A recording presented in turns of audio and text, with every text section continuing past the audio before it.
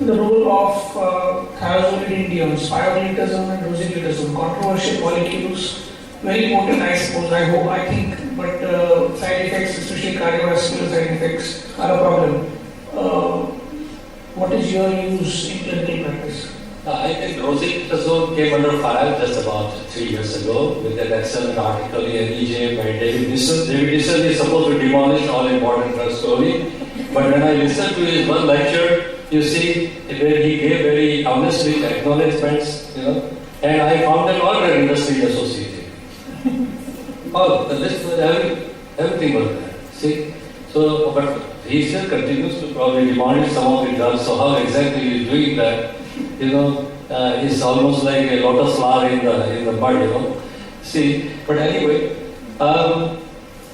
rosiglitazone I have not prescribed for the last 3 years. Not one prescription. You see, we doctors go by very simple philosophy. When the scientific arguments are ambiguous and confounding, we go by very simple logic. Do no harm. The Latino nocere, prima nocere. Don't do any harm. So the possibility of harm, and you have an alternative, then we doctors immediately switch. We don't wait for any more that black box warning by FDA, and we don't wait for that. That black box may come, may not come. That's part of their politics. We don't wait for that. So we stop using rosiglitazone. The possibility that it aggravates cardiovascular problem, a very interesting possibility, which is also true of rosi as well as pioglitazone.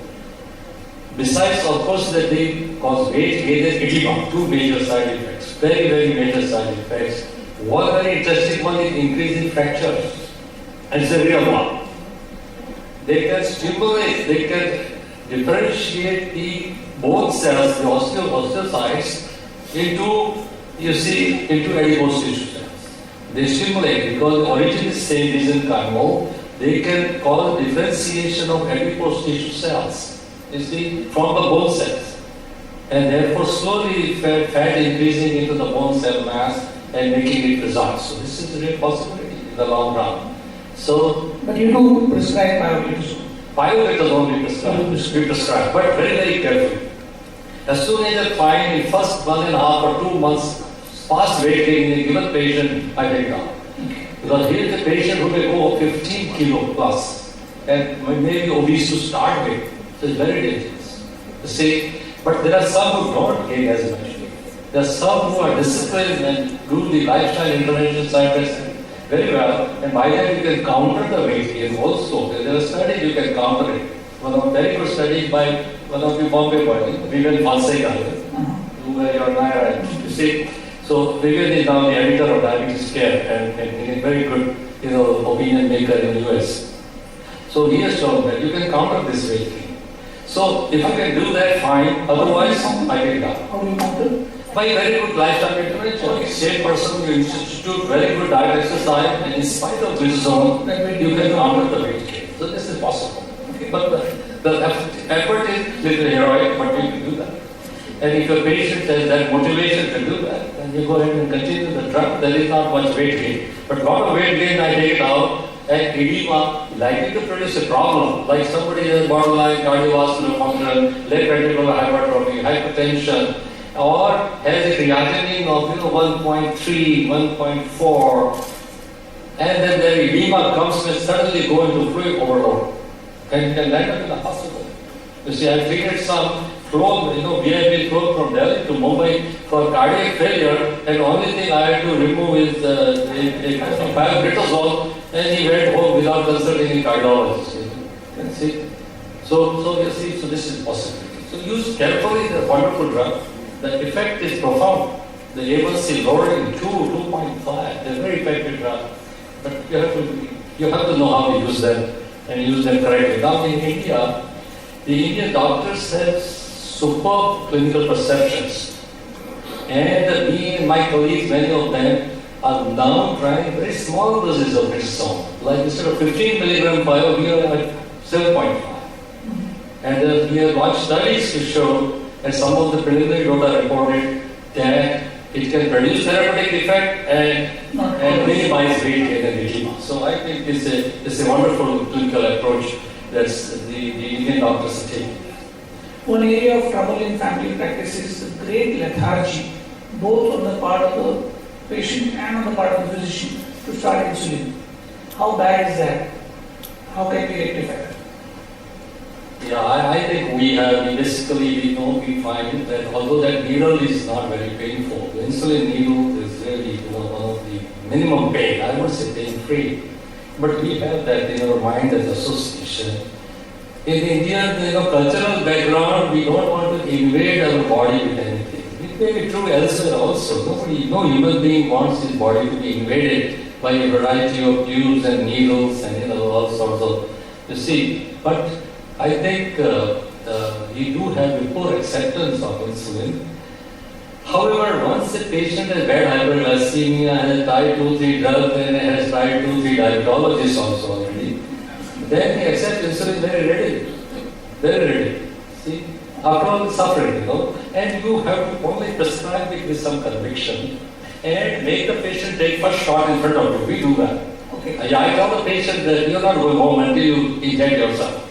They really think that I'm joking. I say, no, nothing doing. Go out and my assistant is going to show you how to take a shot. Take the first shot. As soon as you take the first shot with that 27, 29, 31 gauge needle, 31. When I started diabetology, it was 26 gauge. Now we have come to 31. And it used to be about 1.5 centimeters. Now it is 6 millimeters long. I am worried whether it really goes in some of our older people, I don't know. I'm really thinking that the variability of insulin response we see, which is a major drawback of insulin. 20 to 40% variation in the response day to day, making your and patients' life miserable, has never been brought out too well. But I think part of it is contributed by the very small needles now, very small. I don't know where they go. In a person 100 kilo, the poor surgeon operates the body fat is this thing. And when he does bariatric surgery, his hand goes, poor fellow, you can see him struggling, with the scope he's struggling, there's so much fat around there. And I don't know, but I think needles have become very, very fine indeed. And this here has to be removed. I don't think we should wait too long to start insulin. Person has lost weight, osmotic symptoms, muscle mass is gone. To build that muscle mass takes a lot of time. So I think we should start insulin at the right time. I would say early, right time, appropriate time. The last question, because we are running out of time. Before we do the last question, in the file that we have given you, we have discussed, we have written a little basic information about incretin-based therapies, which we will not discuss today, but that is something that probably you should go through because these are molecules which will be rapidly growing in use. So last question is, which diabetic patient who does not have any cardiovascular disease should receive aspirin? Yes. If a diabetic does not have any cardiovascular disease and does not have any other risk factor like very bad cholesterol or hypertension, I would not give aspirin. I would not. Current evidence? Yes, current evidence is against it. In females, it's definitely against it because there are studies which show no effect, as a matter of fact, increase in strokes. You see? So in women's health initiative study, those have shown that aspirin is detriment. So I would not use it routinely. Statins is different matter. All patients above LDL or what? Yes. If they're clearly normal lipids, again, no statin also. 100 is normal? But 100 LDL, 101 I would use because close to 100 also. Sometimes even 97 because plus minus some, there is a problem because our body is not that mathematical.